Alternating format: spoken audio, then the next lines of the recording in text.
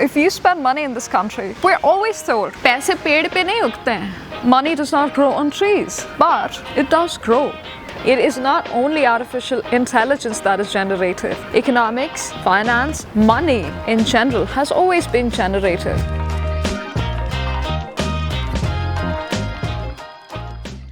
One rich person exploits the wealth of thousands of poor people, right? A few decades ago, it was the Tatas and the Birlas. These were businessmen who put their resources on the line under bad economic circumstances to employ thousands and thousands of Indians. There were other businessmen, of course. There were the Godrejas, there were the Bajajes. But the hatred against the Tatas and the Birlas became symbolic of India's socialist nature. Today, the Adanis and the Ambanis are similarly abused. Why does this happen? What goes on in the minds of someone who is making money off rich people and still abusing them? Because it is a matter of pride for people to be associated with international IT brands, and yet when it comes to large Indian businessmen, the idea is that these are corrupt business people, corrupt businesses that exploit the poor. Now, the logic of the exploitation is something I want to discuss today. If you haven't been here before, thank you so much for joining me today. I'm your host Sagarika and you're watching A Questioning Mind.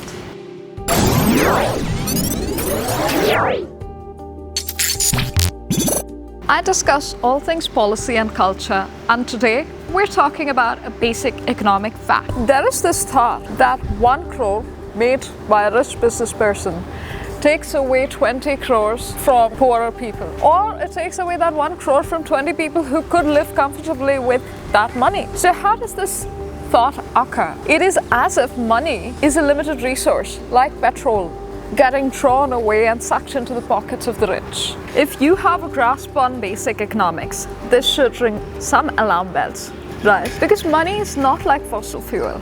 It is not like petrol that will disappear because someone has more of it. If that were true, then the GDP of the world would not have grown year on year exponentially like it does. It would be a set number, and countries would constantly be at war, fighting over a small piece of that pie, trying to grab more of it. Fortunately for us, money grows and grows and grows and makes enough for those who want to earn it. So if you spend money in this country, we're always told, पैसे पेड़ पे नहीं उगते हैं. Money does not grow on trees, but it does grow. So people who start businesses, employ other people like yourself and me, and then all of us make money. This is not a winner takes all, which is called a zero-sum game. So that is the topic of our discussion today. So suppose you invest 20,000 in a small home business, or you help your mom do that. You've spent 4,000 rupees on buying the raw ingredients. You've also paid 1,000 rupees to your sister to go sell those products, those finished snacks in her college, right? The rest of it, well, it's all miscellaneous expenses relating to registering yourselves, and which is not expensive, by the way.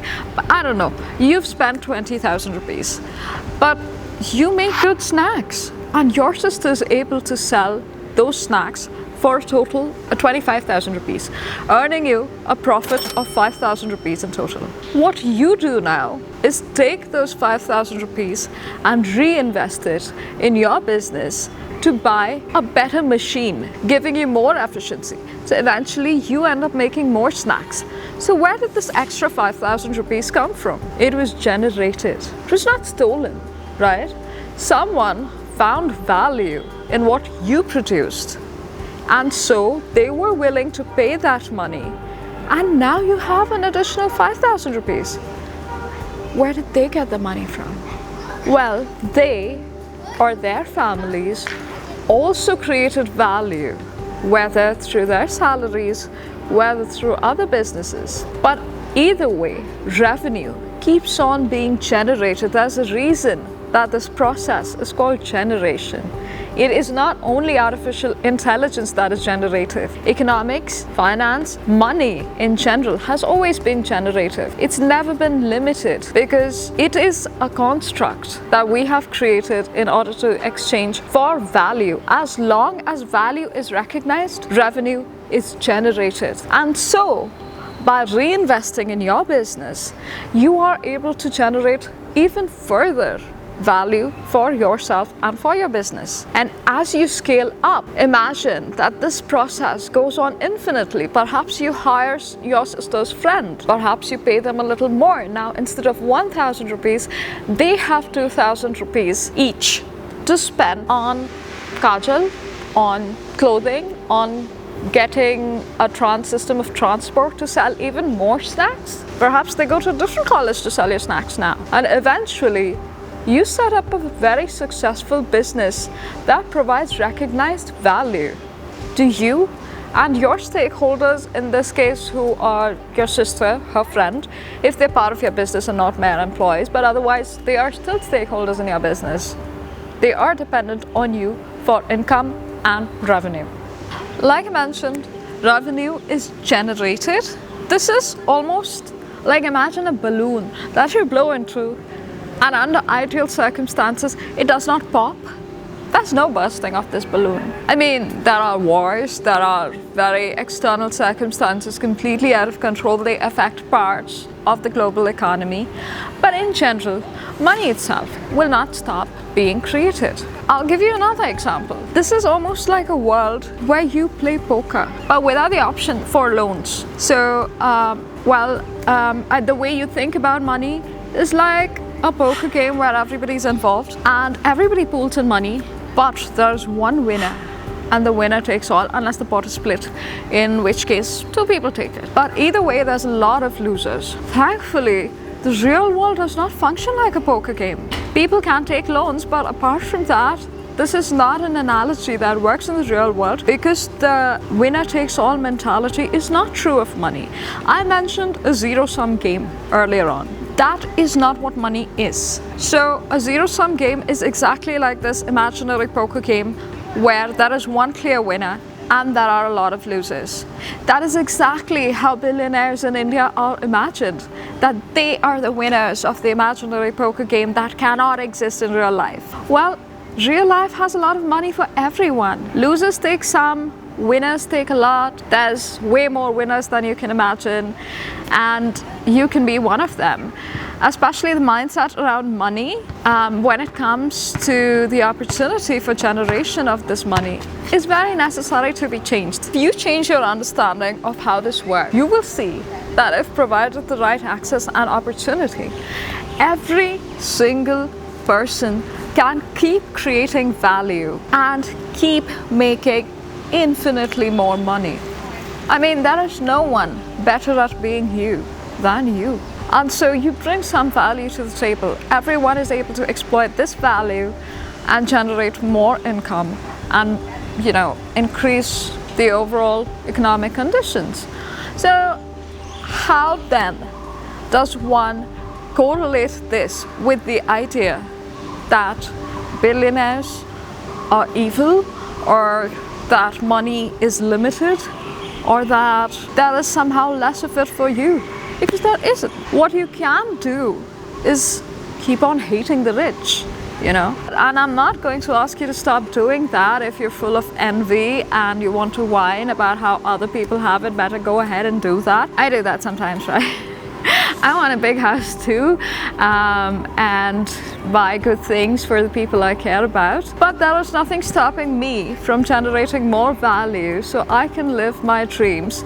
However, this is not a commentary on social situations that do create boundaries and barriers to execution. This is a discussion on the economic reality that money is not a limited resource. Money is an infinite resource that you and I are completely able to exploit. Now, for example, Godrej makes locks, Crompton makes fans. You want a few locks, but so does your neighbor, so does my neighbor.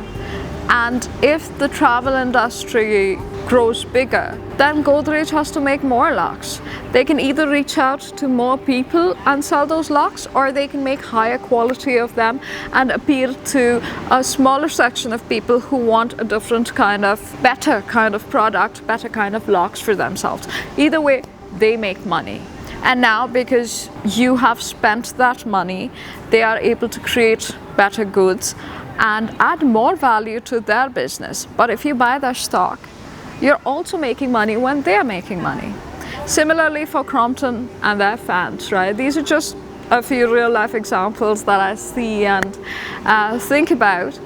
And so these businesses are creating value for you. They're creating money for themselves. And in turn, they're also creating money for you. This entire process can be repeated infinitely by infinite entities. Billionaires should be held to account for cutting costs and for corruption. That's a completely different matter. However, rich people aren't stealing your money. You can become a rich person. You are, in fact, a richer person compared to so many others. Do you think you've become corrupt because you are wealthier than those less privileged than yourself? How do you assume that everybody who is wealthier than you has done so through a means of deception? But either way, like I said, I'm not here to make you stop hating rich people. However, it is necessary to understand that money itself is not a limited resource. Rwanda is not going to get poorer if India becomes richer. Similarly, an oil company getting richer is not going to make a chocolate company poorer. The resources, etc., are a matter of difference and discussion, but the money generated and the value created by these organizations are not subject to being part of a limited pool where, one becoming richer causes the other to be poorer just because they are growing big. There are external circumstances, but for yourself, I will say, circumstances, mindset, and multiple other factors determine who makes money. But know that you and I can do that too. So, especially in a favorable market, especially in a growing economy, I hope Goddess Lakshmi blesses us, blesses you, blesses me, and blesses us all, so we can make a lot of money, we can generate a lot of new economic growth, and we can do our best to help the people, the communities, and the causes we care most about. Just, I'm creating a better life for my cats, and well, they're strays and they came into my home without me asking, and I would of course like to do more for all the animals and all the causes that I care about, and there's so many of them, and I hope that you are able to do that too. And I hope you care a little more about humanity, including me. So if you find value in this lesson, I hope that you're able to share this with your friends and family who might also like it and appreciate it. So if you've watched this far, thank you so much for joining me today, and I'll see you in a few days.